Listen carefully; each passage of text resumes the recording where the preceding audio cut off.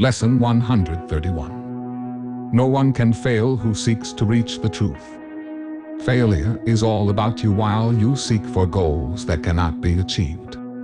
You look for permanence in the impermanent, for love where there is none, for safety in the midst of danger, immortality within the darkness of the dream of death.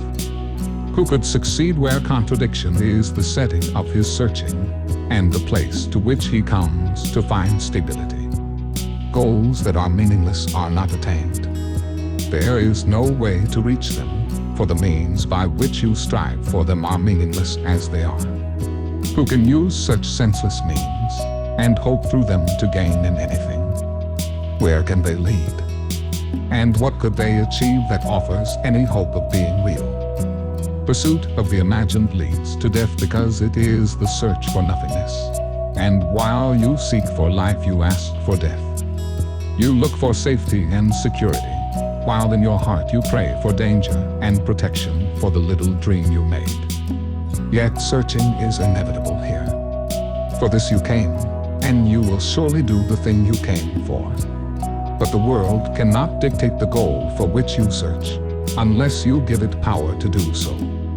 Otherwise, you still are free to choose a goal that lies beyond the world and every worldly thought, and one that comes to you from an idea relinquished yet remembered, old yet new, an echo of a heritage forgot, yet holding everything you really want.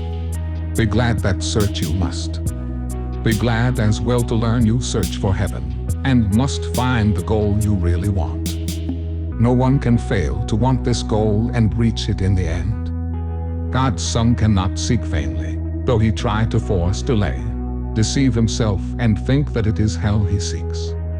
When he is wrong, he finds correction. When he wanders off, he is led back to his appointed task. No one remains in hell, for no one can abandon his Creator, nor affect his perfect, timeless and unchanging love. You will find heaven. Everything you seek but this will fall away. Yet not because it has been taken from you. It will go because you do not want it. You will reach the goal you really want as certainly as God created you in sinlessness. Why wait for heaven? It is here today. Time is the great illusion, it is past or in the future. Yet this cannot be, if it is where God wills his Son to be. How could the will of God be in the past, or yet to happen? What he wills is now, without a past and wholly futureless. It is as far removed from time as is a tiny candle from a distant star, or what you chose from what you really want. Heaven remains your one alternative to this strange world you made and all its ways, its shifting patterns and uncertain goals, its painful pleasures and its tragic joys. God made no contradictions. What denies its own existence and attacks itself is not of him. He did not make two minds, with heaven as the glad effect of one, and earth the other's sorry outcome, which is heaven's opposite in every way. God does not suffer conflict, nor is his creation split in two. How could it be his Son could be in hell, when God himself established him in heaven? Could he lose what the eternal will has given him to be his home forever? Let us not try longer to impose an alien will upon God's single purpose. He is here because he wills to be, and what he wills is present now, beyond the reach of time. Today we will not choose a paradox in place of truth. How could the Son of God make time to take away the will of God? He thus denies himself, and contradicts what has no opposite. He thinks he made a hell opposing heaven, and believes that he abides in what does not exist, while heaven is the place he cannot find. Leave foolish thoughts like these behind today, and turn your mind to true ideas instead. No one can fail who seeks to reach the truth, and it is truth we seek to reach today.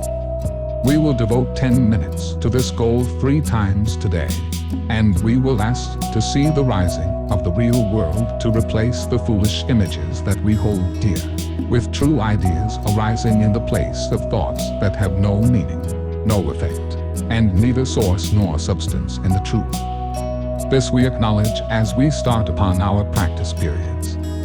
Begin with this. I'm asked to see a different world and think a different kind of thought from those I made. The world I seek I did not make alone. The thoughts I want to think are not my own. For several minutes watch your mind and see, although your eyes are closed, the senseless world you think is real. Review the thoughts as well which are compatible with such a world, and which you think are true. Then let them go, and sink below them to the holy place where they can enter not. There is a door beneath them in your mind, which you could not completely lock to hide what lies beyond. Seek for the door and find it. But before you try to open it, remind yourself no one can fail who seeks to reach the truth.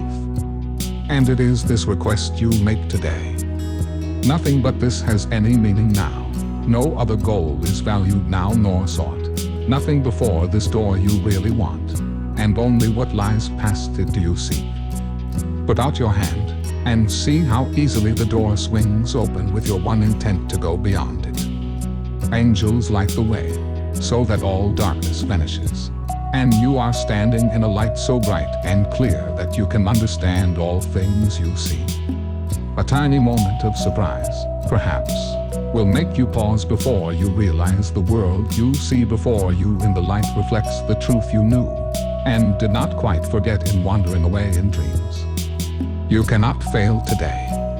There walks with you the Spirit heaven sent you, that you might approach this door someday, and through his maid slip effortlessly past it, to the light. Today that day has come.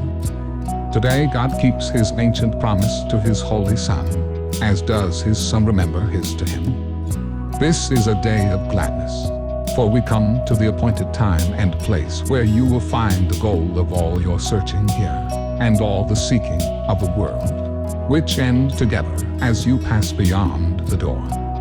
Remember often that today should be a time of special gladness, and refrain from dismal thoughts and meaningless laments. Salvation's time has come. Today is set by heaven itself to be a time of grace for you and for the world. If you forget this happy fact, remind yourself with this. Today I seek and find all that I want. My single purpose offers it to me. No one can fail who seeks to reach the truth.